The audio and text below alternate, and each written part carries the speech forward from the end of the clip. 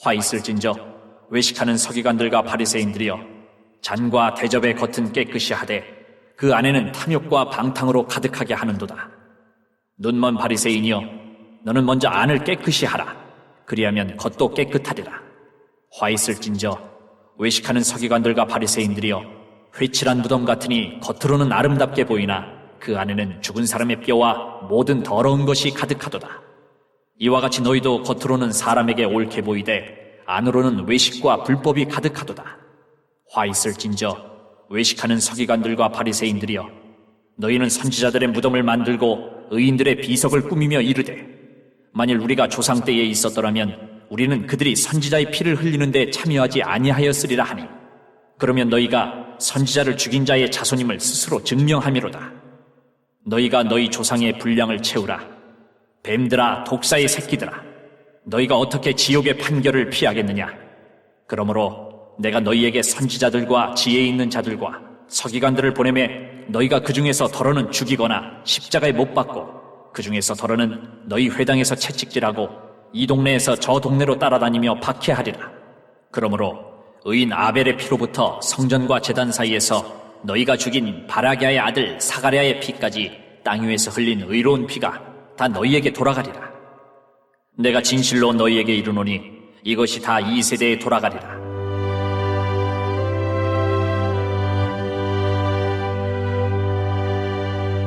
예루살렘아, 예루살렘아, 선지자들을 죽이고 내게 파송된 자들을 돌로 치는 자여, 암탉이 그 새끼를 날개 아래에 모음같이 내가 내 자녀를 모으려 한 일이 몇 번이더냐? 그러나 너희가 원하지 아니하였도다.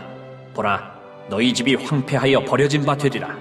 내가 너희에게 이르노니 이제부터 너희는 찬송하리로다. 주의 이름으로 오시는 이여 할 때까지 나를 보지 못하리라 하시니라. 오늘 본문의 말씀은 마태복음 23장 25절부터 39절의 말씀입니다. 예수님께서는 계속해서 서기관들과 바리새인들이 받을 심판에 대해서 선언하고 계십니다. 7가지 화에 대해서 선언하시고 계시는데요. 오늘 본문의 말씀은 5번째, 6번째, 7번째의 화를 심판하시는, 화를 선언하시는 그런 내용입니다. 먼저 25절, 26절에는 이렇게 이야기하고 계시죠. 외식하는 서기관들과 바리새인들이여, 잔과 대접의 겉은 깨끗이 하되 그 안에는 탐욕과 방탕으로 가득하게 하는도다 라고 이야기합니다. 그들이 심판받을 이유에 대해서 말씀하시면서 외식하는 자들이 잔과 대접의 겉은 깨끗이 하였다라고 이야기합니다. 아마도 이것은 성전에서 사용하는 여러 가지 기구들에 관한 이야기일 수도 있을 것입니다. 그들은 그릇들은 깨끗해 하지만, 겉은 깨끗해 하지만 안은 탐욕과 방탕으로 가득하게 되었다라고 이야기하고 있습니다. 눈먼 바리새인이여, 너는 먼저 안을 깨끗이 하라. 그리하면 겉도 깨끗하리라 라고 이야기하고 계십니다. 예수님은 바리새인들이 그들의 겉의 모습을 깨끗하게 보이고 사람들의 평가를 중요하게 생각하지만 실제로 그 내면의 모습에는 탐욕과 방탕으로 가득하게 되어 있는 모습을 지적하시면서 먼저 안을 깨끗이 하는 것이 중요하지 않겠는가라고 이야기하고 있습니다. 두 번째는 6번째 화는 27절부터 28절에 나와 있습니다.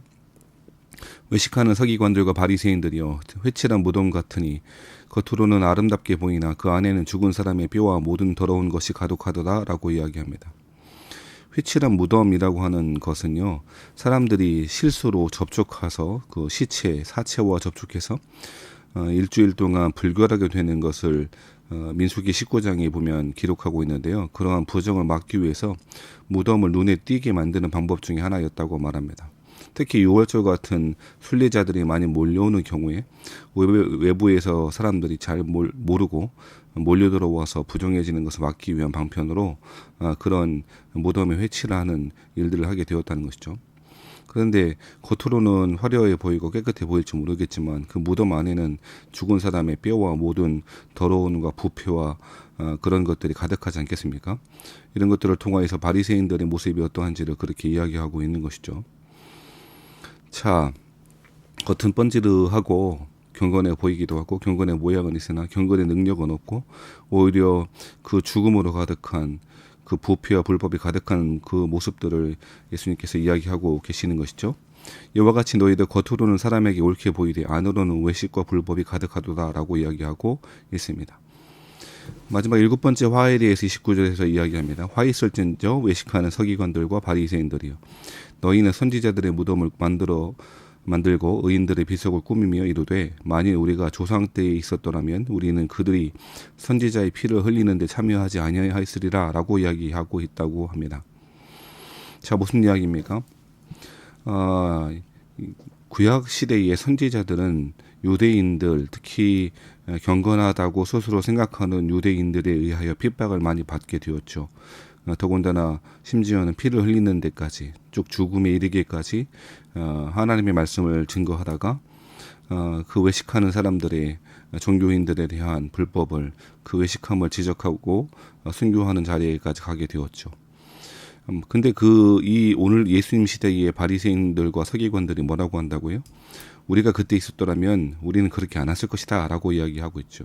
그런데 이 말은 우리가 조상 때 있었더라면 이라고 하는 말은 그들이, 바리새인과 서기관들이 선지자를 죽인 자의 자손임을 스스로 증명하고 있다라고 이야기하시면서, 그들 역시나 예수님, 즉 메시아이신 예수님, 선지자들이 그렇도록 고대하고 기대하고 예언했던 그 예수님 와 계셨음에도 불구하고 예수 그리스도를 거부하고 있고 예수님을 죽이려고 하고 있는, 이미 그들이 말한 그대로 자기 조상들의 전철을 밟아 예수님을 거부하고 죽일 구실을 찾고 있는 그들의 모습에 대해서 지적하고 있는 것이죠.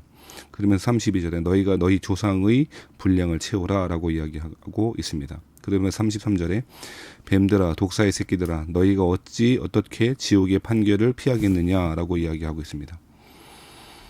죄의 역사성, 죄의 연대성이라고 하는 말이 있다지요. 기억되지 않은 역사는 반복된다라고 하는 말도 있다지요.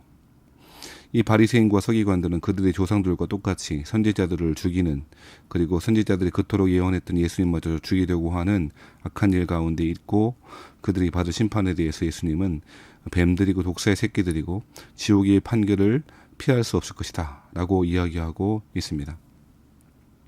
그러면 34절 말씀에 그러므로 내가 너희에게 선지자들과 지혜 있는 자들과 서기관들을 보내매 너희가 그 중에서 더러는 죽이거나 십자가에 못 박고 그 중에서 더러는 너희 회당에서 채찍질하고 이 동네에서 저 동네로 따라다니며 박해하리라 라고 이야기했습니다.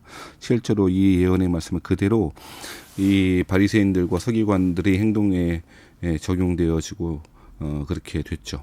실제로 이들은 예수님의 제자들 사도들과 그리스도인들을 핍박하고 회당에서 쫓아내고 박해하는 일들을 하게 되었지 않습니까?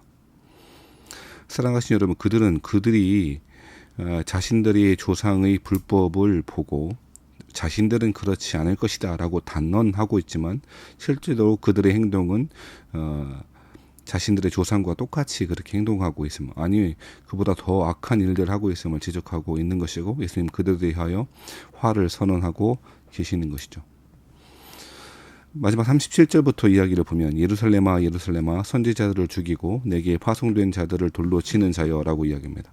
예루살렘아라고 하는 이야기는 예루살렘에서 종교 권력을 가지고 있고 사람들의 존경과 사람들의 칭찬을 받고 있는 바리새인들과 서기관들을 가리키는 말이겠죠.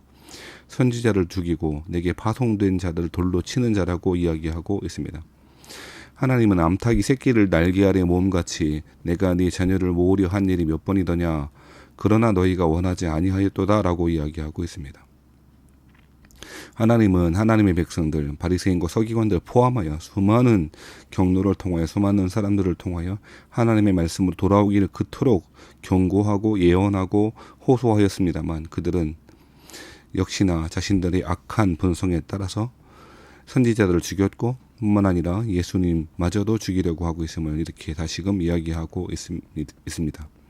그러면서 38절에 보면 보라 너희 집이 황폐하여 버려진 바 되리라 라고 이야기합니다. 너희 집은 예루살렘의 집, 그 성전을 의미하는 것이죠. 그러면서 너희는 찬송하리로다 주의 이름으로 오시는 이 할 때까지 나를 보지 못하리라 하시니라 라고 이야기하고 있습니다. 39절의 이 말씀은 예수님의 재림을 가리키는 말인 것 같습니다. 그들은 예수님이 재림하시는 날, 이 예수님의 재림하신 날은 심판의 날이겠죠.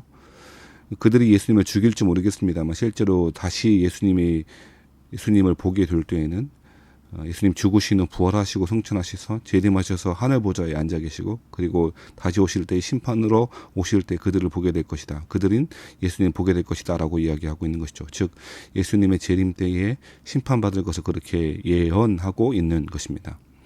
사랑하신 여러분, 우리 23장 13절부터 이야기하는 7가지 화에 대해서 곰곰이 좀 깊이 생각해보고 묵상하는 시간을 가졌으면 좋겠습니다. 사람들의 평가가 중요하고 자신들이 가지고 있는 신분과 존경이 더 중요해서 자신들이 율법을 지킨다고 하는 명분하에 율법의 중한 정신이었던 정의와 긍휼과 믿음을 버리고 있는, 그래서 회칠한 무덤과 같은 상태에 있는, 외식과 불법이 가득하고 속은 부패하여 썩어짐과 부패와 완악함이 가득한 이 바리새인들과 서기관들의 태도가 그들이 특별해서가 아니고 어쩌면 수많은 사람들, 그리스도를 들어보긴 했습니다만 그리스도와 함께 동행하여 살지 못하는 그런 사람들의 특징이라고 해도 크게 다르지 않고 크게 틀리지 않을 것입니다. 우리는 날마다 십자가 아래에 서야 합니다. 날마다 하나님 말씀 앞에 우리를 돌이켜 봐야 할 것입니다. 외식하는 것이야말로 사람들의 평가가 하나님의 평가보다 더 중요하게 여기는 사람들이야말로 바리새인 그리고 서기관들, 그들이 위선을 닮아가는 사람들일 것입니다. 오늘도 주의 말씀 가운데 바르게 서시고 우리의 안과 밖이 똑같하게 하나님의 말씀으로 성령 하나님과 동행함으로 거룩하게 되어지는 이 성화의 길을 잘 걸어가시는 저와 여러분 되시기를 바랍니다.